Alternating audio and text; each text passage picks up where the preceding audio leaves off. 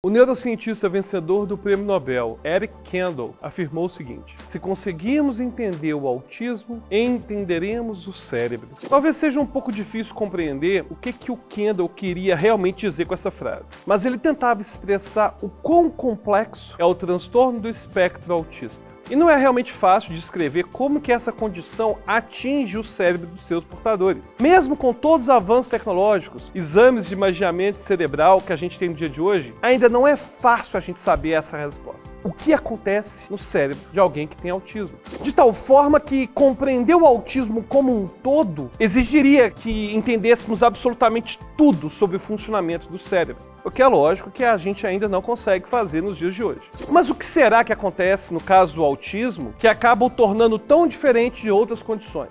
Como os pais podem ajudar os seus filhos que têm esse transtorno? Será que existe alguma ligação entre vacina e autismo? Fique aí que nós vamos responder tudo isso no episódio de hoje. O transtorno do espectro autista é uma condição que pode afetar vários aspectos do comportamento, como as experiências sensoriais, funções motoras, mas existem duas características que são bem distintivas desse transtorno. A primeira, o prejuízo na interação social, e a segunda, os padrões repetitivos. E vamos começar falando dos padrões repetitivos. Pessoas com esse transtorno demonstram restrição de comportamento, de interesses e de atividades. Isso pode se manifestar de várias formas diferentes. Por exemplo, é comum essas pessoas demonstrarem uma adesão inflexível a rotinas e a rituais, de forma que tenham muita dificuldade com mudanças ou com alteração na forma de pensar. E às vezes isso vai ser demonstrado por meio de um foco muito intenso em coisas aparentemente pouco relevantes para as pessoas, como por exemplo um objeto ou um assunto específico. E pode ser também que essa repetição seja de um movimento, como por exemplo abanar as mãos, e até mesmo na fala, como acabar de repetir algo que foi dito, um fenômeno que é conhecido como ecolalia. E agora vamos àquela que talvez seja a característica mais conhecida do autismo: os déficits na comunicação e na interação social. As dificuldades podem ser tanto na comunicação verbal, ou seja, nas conversas diárias, como na comunicação não verbal, como nos gestos e nas expressões faciais. Além disso, esses indivíduos também podem ter dificuldade em saber como se adequar às diversas formas de comunicação em cada um dos seus contextos. Afinal, você já deve ter percebido que a maneira como você conversa com seus amigos é bem diferente da forma que você vai falar com seu professor ou da forma que você vai falar com seu chefe. Pessoas que estão dentro do espectro autista podem ter dificuldade para fazer essa diferenciação. E eles também podem ter dificuldade em diferenciar algumas formas no uso da linguagem que vão depender do entendimento, da entonação e do contexto. Isso vai acontecer, por exemplo, em algumas piadas, em ironias. Aliás, a pergunta, isso foi sarcasmo? Ficou muito associada ao personagem Sheldon, de The Big Bang Theory, que é um personagem que demonstra alguns traços que o colocariam dentro do espectro autista. E além dessas características, o prejuízo social também se estende para outras esferas. Lá no vídeo sobre formas de ensino, nós comentamos sobre a capacidade que nós temos, que é chamada de teoria da mente. Uma capacidade que nos permite nos colocarmos no lugar dos outros. Na verdade, vale dizer que a teoria da mente é apenas uma das habilidades requisitadas para a gente interagir socialmente. Outras duas capacidades importantes estão relacionadas ao compartilhamento da atenção. E para entender melhor como que elas se manifestam, imagine uma situação em que você está conversando com alguém e essa pessoa olha para você atentamente, parecendo ouvir tudo que você tem a dizer. Mas durante a conversa, ela muda a direção do olhar e passa a olhar para o céu bem atentamente. É muito provável que nesse momento você identifique que algo tomou a atenção dessa pessoa. Aí você para de falar e também olha para cima para ver o que pode ter sido. Mas apesar de você olhar, você não encontra nada de diferente. Aí você pergunta pro seu amigo o porquê de ele estar olhando tão atentamente para o alto. E na tentativa de te mostrar a resposta, ele aponta e direciona o seu corpo na direção do objeto que ele está vendo. Perceba que nesse caso, duas coisas precisaram acontecer.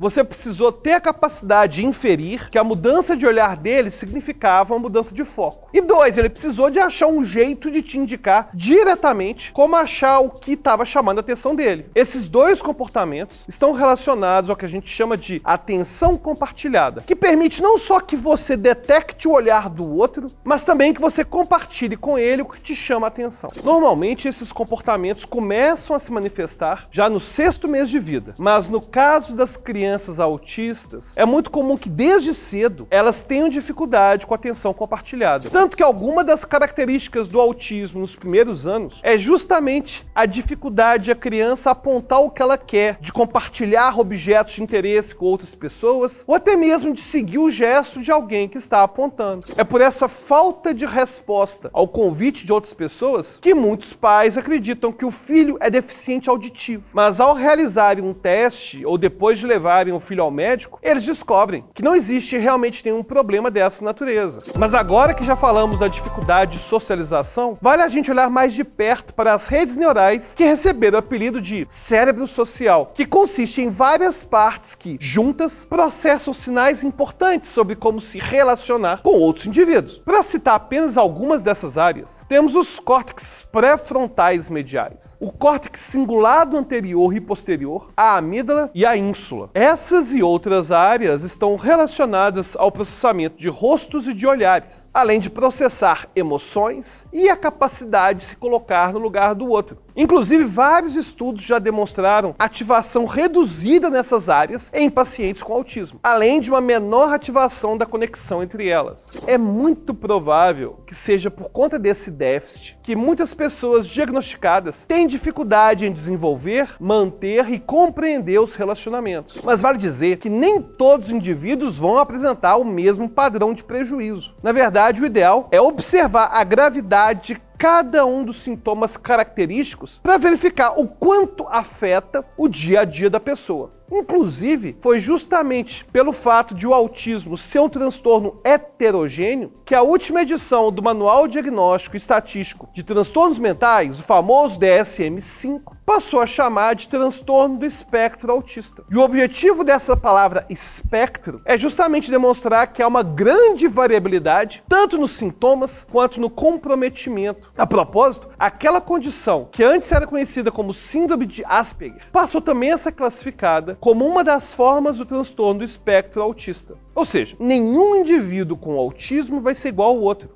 Inclusive, muitos autistas conseguem desenvolver estratégias que vão compensar as dificuldades e conseguem elaborar formas para se inserirem melhor no meio social. Às vezes, eles até mesmo suprimem comportamentos repetitivos em público. E por vezes, aqueles interesses inflexíveis que a pessoa demonstrava desde cedo podem ser direcionados para os estudos ou até mesmo para uma profissão. Por exemplo, alguém com grande apreciação por dinossauros pode trabalhar anos mais tarde pesquisando sobre isso. E o mesmo poderia acontecer com alguém com grande afinidade para os números. Mas apesar de tudo isso, muitos autistas não vão conseguir ter uma vida totalmente independente. E mesmo os que conseguem, possuem dificuldade para se relacionar e, em geral, sofrem um estresse muito grande para manter uma aparência e um comportamento socialmente aceitos. Daí a importância de termos uma intervenção precoce, como temos falado sobre outros transtornos do neurodesenvolvimento. Quanto mais cedo a criança passar por intervenções e tiver ajuda profissional para contornar as dificuldades, melhor será a adaptação desse indivíduo no meio social. E por isso os pais devem ficar atentos a certos sinais, como por exemplo, não responder ao próprio nome até fazer 1 ano de idade, não apontar quando quiser alguma coisa por volta dos 14 meses de idade, não fazer brincadeira de faz de conta até 1 ano e meio, evitar contato visual, não se adaptar a pequenas mudanças, fazer muitos movimentos repetitivos, demonstrar reações peculiares a cheiros, barulhos, texturas, gostos, enfim. Caso alguns desses sinais sejam percebidos, ou caso seja realizado um diagnóstico formal do transtorno, o ideal é que o tratamento se inicie o mais rápido possível e com profissionais realmente especialistas na área, como neuropsicólogos, psicopedagogos, fonoaudiólogos. Além dos profissionais realizarem intervenção adequada, eles também vão poder orientar os pais para realizarem práticas importantes com a criança. E tem algo muito importante para a gente lembrar os pais. que é o fato que existem tanto fatores genéticos quanto ambientais para contribuírem para a criança ter essa condição. E é importante a gente falar isso porque muitos pais acabam se culpando pelo fato de o filho ser autista. Aliás, muitas mães ainda acreditam naquela ideia antiga da chamada mãe geladeira, que dizia que o autismo era causado porque a mãe tinha pouco contato afetivo com o filho. Eu nem preciso dizer que atualmente a gente não tem nenhuma evidência disso, né? Aliás, o que a gente mais tem é pseudociência, misticismo associado com o autismo. Por exemplo, até hoje, tem gente que acredita que existe alguma relação entre autismo e vacinas. Essa é mais uma conversa que voltou à tona em épocas de desenvolvimento de uma vacina para o Covid-19. E por isso deve ser novamente reforçado que as pesquisas sérias não encontraram nenhuma evidência desse tipo. Então, se vacine seu filho. Elas são a única solução que a gente tem no momento para o Covid. Além dos bons hábitos, além do isolamento, é realmente a vacina. Além do mito envolvendo autismo e vacinas, existem várias práticas que não têm qualquer evidência científica e que ganham cada vez mais popularidade entre os pais. E eu entendo o pai, eu entendo a mãe que busca por essas práticas. Em geral, eles querem o melhor para o filho. E aí acabam buscando práticas que são realmente sem sentido, como o uso de ozonoterapia para autismo, Theta Healing para autismo, até mesmo hipnose. A gente tem muita evidência de que a hipnose pode ser muito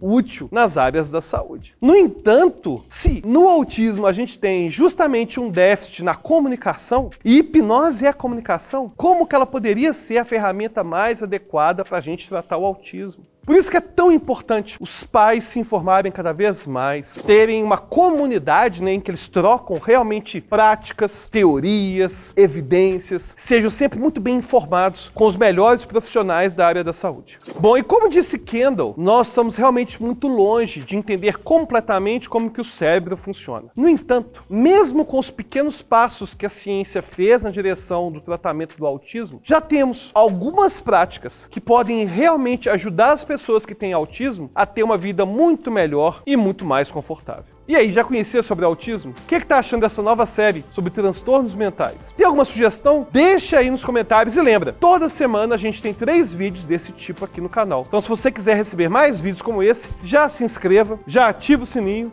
e até a próxima.